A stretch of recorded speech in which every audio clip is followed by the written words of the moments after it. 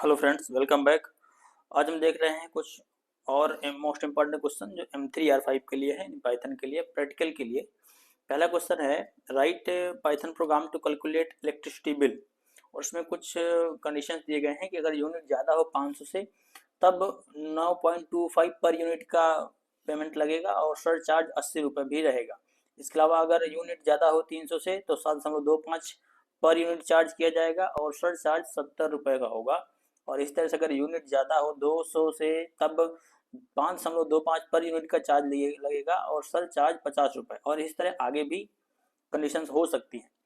तो कैसे इसे करेंगे, हम चलते हैं आइडियली पर। और हम एक वेरिएबल बनाते हैं, टोटल यूनिट कंज्यूम, TUC करके। टोटल यूनिट कंज्यूम, कितनी यूनिट कंज्यूम हुई है उसको हम इनपुट लेते हैं, तो इंड करते हैं और यहाँ पर इनपुट लेते हैं। बहुत सिंपल तरीके से समझने वाले हैं। यहाँ पर कहते हैं इंटर कंज्यूम यूनिट, जो यूनिट खर्च हुई है वो यहाँ पर इंटर करें। ठीक है, तो यूनिट इंटर की जाएगी और TUC वाले वेरिएबल में चली जाएगी।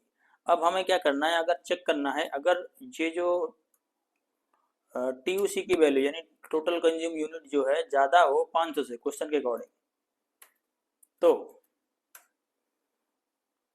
अमाउंट एक हमने ले लिया वेरिएबल।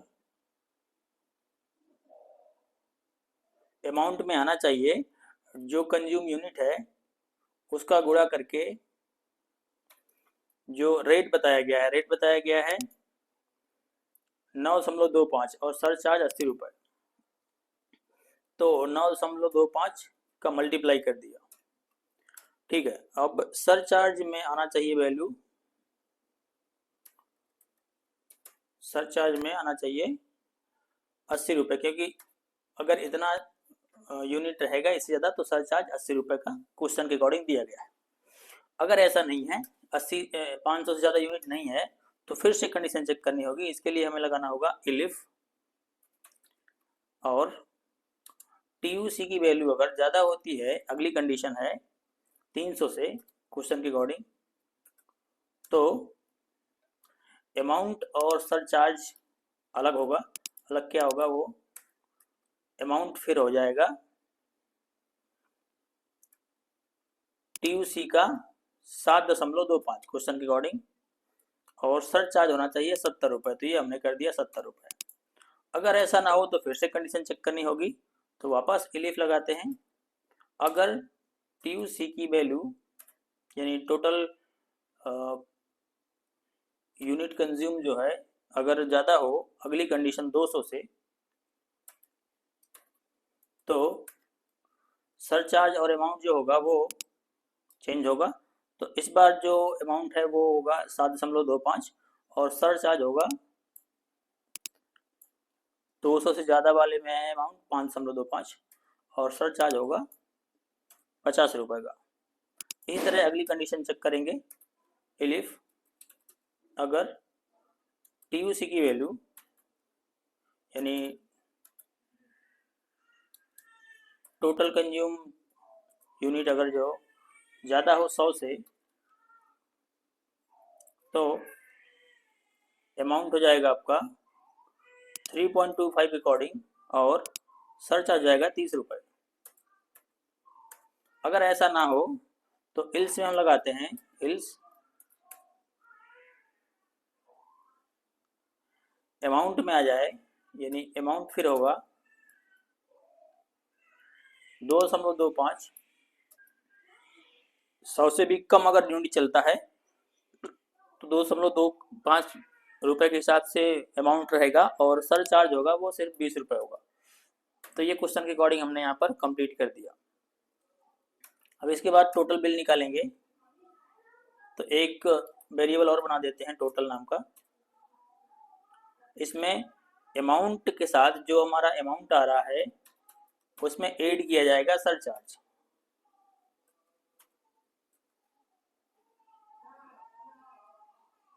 अब सरचार्ज या अमाउंट जो वेरिएबल हमने बनाए हैं वही लिखना पड़ेगा, तो यहाँ पर स्पेलिंग दूसरी है तो वही हम लिख देते हैं, उससे कोई फर्क नहीं पड़ता।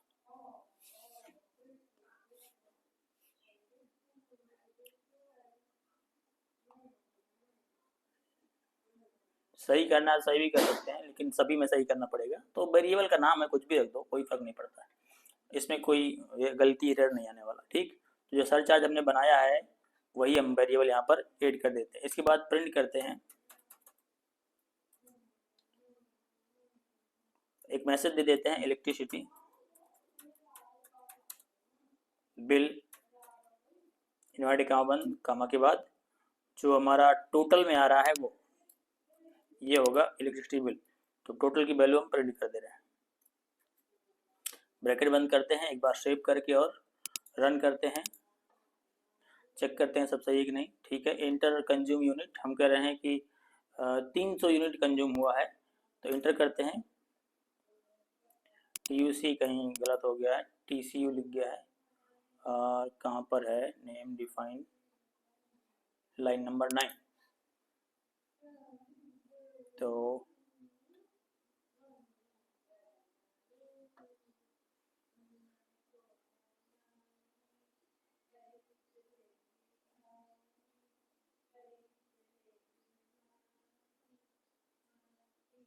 TCU लिखा है यहाँ पर, TUC वेरिएबल का नाम गलत है तो चेंज कर देते हैं। वेरिएबल का नाम जो भी रखा है वही होना चाहिए सभी जगह। एक बार फिर सेव करके रन करते हैं, वापस आउटपुट दिखाई दे इसलिए हम दोबारा चला रहे हैं। टोटल कंज्यूम यूनिट हम इस बार 300 दे रहे हैं, तो इलेक्ट्रिसिटी बिल हो गया 1625 रुपये। तो जो भी रेंज मैच करेगा, जितना यूनिट हम एंटर करेंगे उसके अकॉर्डिंग कैलकुलेट होकर इलेक्ट्रिसिटी बिल पेमेंट हो जाएगा। वेरिएबल के नेम जितने सरल हो उतने सरल आप ले सकते हो। जैसे यहाँ पर सरचार्ज ज़्यादा बड़ा वेरिएबल लग रहा है तो एस बस लिख दो, एस हो जाएगा। ठीक, जहाँ जहाँ सरचार्ज लिखा है वहाँ एस लिख दो। छोटा वेरिएबल ले लो, कोई दिक्कत नहीं, स्पेलिंग वगैरह गलत होने के चांस नहीं रहेंगे। जहाँ जहाँ सरचार्ज लिखा है वहाँ एस बस लिख दो। ठीक, ये लो, सेव करके रन करते हैं। जितना छोटा वेरिएबल और नाम रहेगा उतना एरर होने के चांसेस कम रहेंगे। अब हम इस बार दे रहे हैं 200 यूनिट चलने का, तो इलेक्ट्रिसिटी बिल हो गया 680 रुपये। ठीक है, तो वेरिएबल के नेम से कोई फर्क नहीं पड़ता है, जो मन है वो रख लो।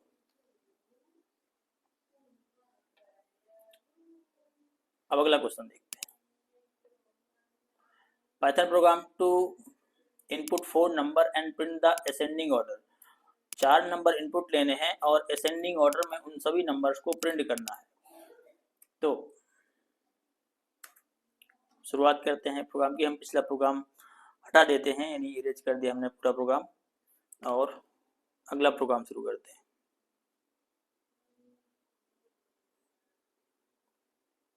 एक लिस्ट बना देते हैं, तो एक नंबर नाम की हमने लिस्ट बना दी ब्लैंक, ये हो गया। और लूप चलाते हैं for I in range, range चलाते हैं हम 4 तक, क्योंकि 4 नंबर हमने लिए हैं। और एक n नाम का वेरिएबल लेते हैं और इसमें हम असाइन करते हैं एक जो वैल्यू इनपुट की जाएगी वो, तो फ्लोट टाइप का लेते हैं, क्योंकि इंटीजर फ्लोट कोई भी वैल्यू इनपुट की जा सकती है। इनपुट लेते हैं और यहाँ पर मैसेज देते हैं, स्ट्रिंग फॉर्मेटिंग का यूज कर रहे हैं। इंटर नंबर और कर्ली ब्रैकेट के अंदर आई और प्लस, क्योंकि एक बार वैल्यू बढ़ानी है तो प्लस करके 1, और ये स्ट्रिंग फॉर्मेटिंग यानी कर्ली ब्रैकेट बंद और कॉलन, और ये हो गया इन्वर्टेड कामा क्लोज यहाँ पर, और पैरेंथेसिस क्लोज। इसके बाद एक एक नंबर को ऐड करना होगा। तो नंबर्स वाली जो हमने बनाई है लिस्ट, उसमें नंबर वाली लिस्ट में हम ऐड कर रहे हैं, अपेंड का इस्तेमाल करेंगे, अपेंड। और जो नंबर इनपुट किया जा रहा है यूजर से यानी n, तो एक एक वैल्यू अपेंड होती जाएगी हमारी नंबर वाले वेरिएबल में जो ऊपर बना हुआ है। अब क्या करना है, इनको सॉर्ट करना है, तो हम number dot sort,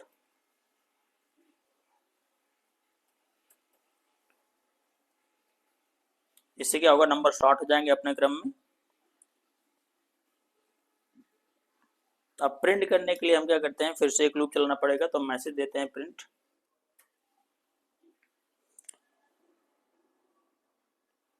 number in ascending order.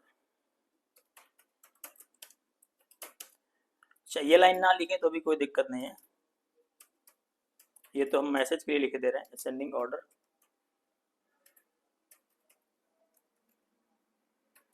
ठीक है, अब एक एक नंबर प्रिंट करना है लिस्ट में से, तो हम लूप चलाएंगे फॉर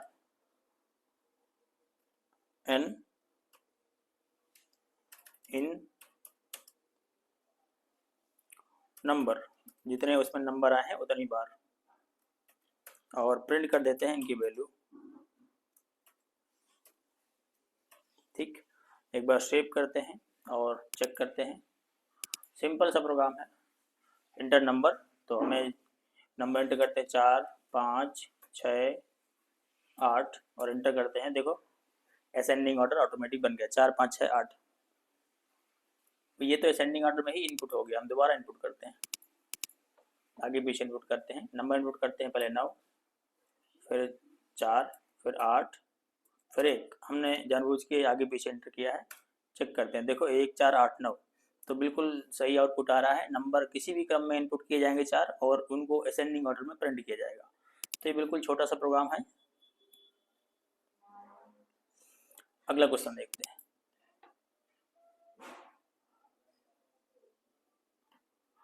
आज हम किसी के कमेंट नहीं पढ़ेंगे, सिर्फ सवाल करेंगे और सॉल्व। ठीक, अगला है Python program to compute the result when 2 numbers and 1 operator is given by user. देखो अगला क्वेश्चन थोड़ा सा ट्रिपिकल समझना है, बस बहुत ज़्यादा ट्रिपिकल नहीं है। एक प्रोग्राम बनाना है जो रिजल्ट को कंप्यूट करे, 2 नंबर इनपुट ले और एक ऑपरेटर भी इनपुट ले यूजर से, जैसे कैलकुलेटर टाइप में होता है। तो 2 नंबर इनपुट ले और ऑपरेटर भी इनपुट ले कि जोड़ना है, घटाना है, गुणा करना है, क्या करना है, और फिर रिजल्ट को प्रिंट करे। ठीक है, मतलब 2 नंबर यूजर से लेना है और ऑपरेटर भी यूजर से लेना है और रिजल्ट प्रिंट करना है। ऑपरेटर मतलब जैसे गुणा इंटर करता है या भाग इंटर करता है या जोड़ जो भी करता है, उसके अकॉर्डिंग दोनों नंबर का कैलकुलेशन होकर प्रिंट होना चाहिए। तो ठीक है, अगला प्रोग्राम देखते हैं। इसको हम हटा देते हैं पूरा। तो एक n1 करके नंबर 1 ले लेते हैं और फ्लोट इनपुट लेंगे, क्योंकि पता नहीं किस तरह की वैल्यू इनपुट करता है यूजर। तो फ्लोट लेते हैं इनपुट, यहाँ पर लिखते हैं इंटर योर फर्स्ट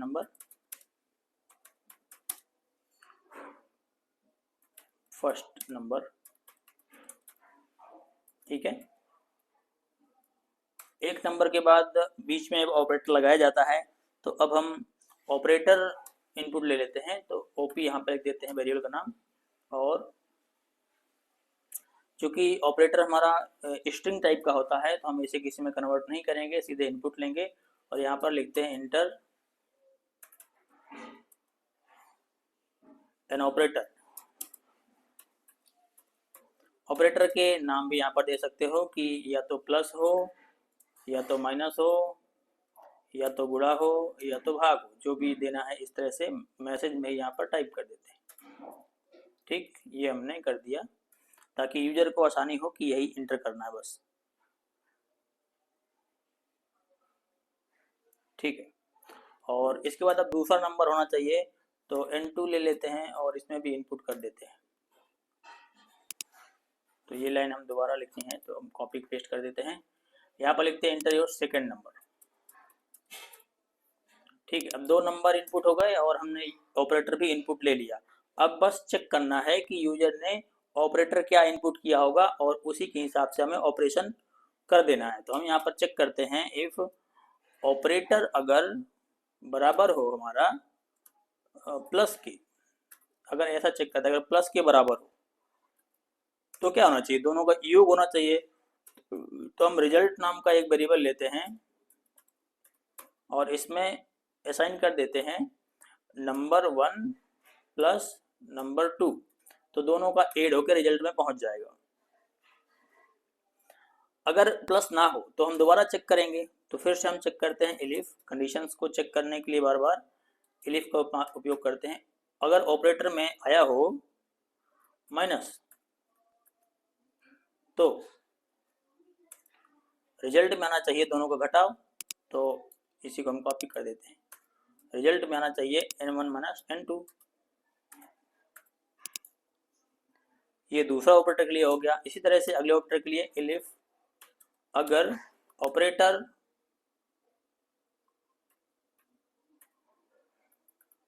बराबर हो, यानी ऑपरेटर में आया हो स्टार यानी मल्टीप्लाई, तो दोनों वैल्यू का क्या होना चाहिए मल्टीप्लाई। तो यहाँ पर रिजल्ट में स्टोर कर देते हैं मल्टीप्लाई, ये हो गया मल्टीप्लाई। अगर मल्टीप्लाई भी ना हो तो फिर दोबारा एक बार चेक करेंगे, तो फिर हम चेक करते हैं इलिफ अगर ऑपरेटर हो डिवीजन वाला मार्क ये वाला, तो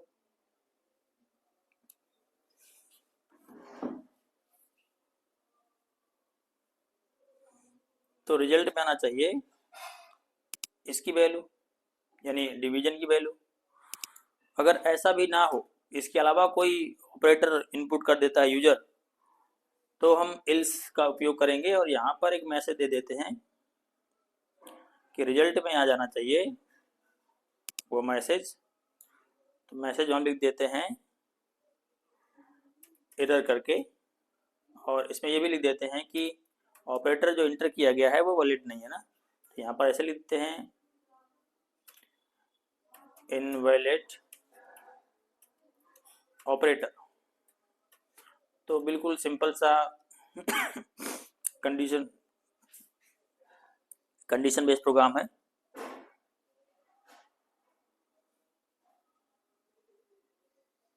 ठीक है, अब इसके बाद जो हम प्रिंट करते हैं रिजल्ट की वैल्यू लास्ट में, तो प्रिंट रिजल्ट, ये मैसेज हो गया, और रिजल्ट के बाद जो रिजल्ट में आया वो वैल्यू।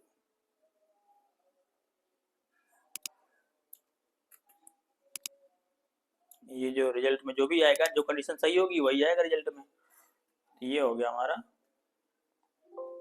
प्रोग्राम। सेव करते हैं, सेव करके एक बार फिर से रन करते हैं। अब देखो बोल रहा है इंटर योर नंबर, तो हमने यहाँ पर 3 इंटर किया पहला। अब इंटर ऑपरेटर, इनमें से कोई ऑपरेटर इंटर करना है, तो हम जैसे कह रहे हैं कि भाई हमें प्लस करके ही दे दो, तो दूसरा नंबर पूछ रहा है, हम करें 5, तो देखो 8 रिजल्ट हो गया। तो बड़ा सिंपल सा प्रोग्राम है और बहुत छोटा तरीका इस्तेमाल किया गया है कंडीशन इस्तेमाल करके, इससे समझने में कोई डाउट ना हो। ठीक है, अगर आपसे पूछता है कि कैलकुलेटर बनाने का प्रोग्राम लिखें, तो भी आप बना सकते हैं ये, और जिस तरह से क्वेश्चन पूछा गया है इस तरह से भी अगर क्वेश्चन आता है तो इसको बना सकते हैं। 2-3 वाइवा के क्वेश्चन कमेंट में बताना है सभी को, वाइवा क्वेश्चन।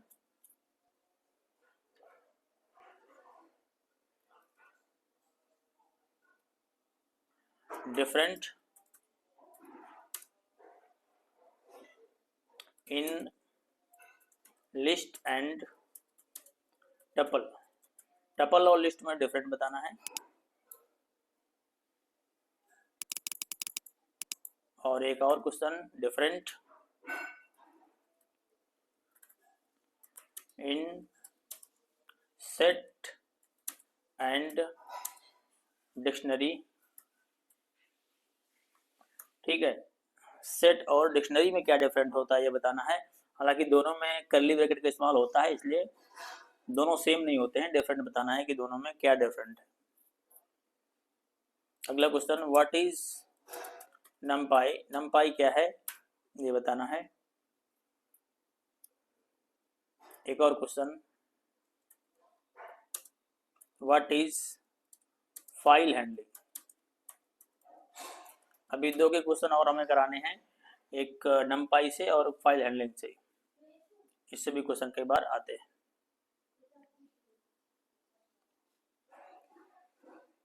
ठीक है, इन सभी के क्वेश्चन कमेंट बॉक्स में कमेंट करें अपना आंसर। और आज के लिए इतना ही, हम लोग मिलते हैं नेक्स्ट क्लास में। और किसी का कोई क्वेरी है तो भी कमेंट बॉक्स में छोड़ सकते हैं।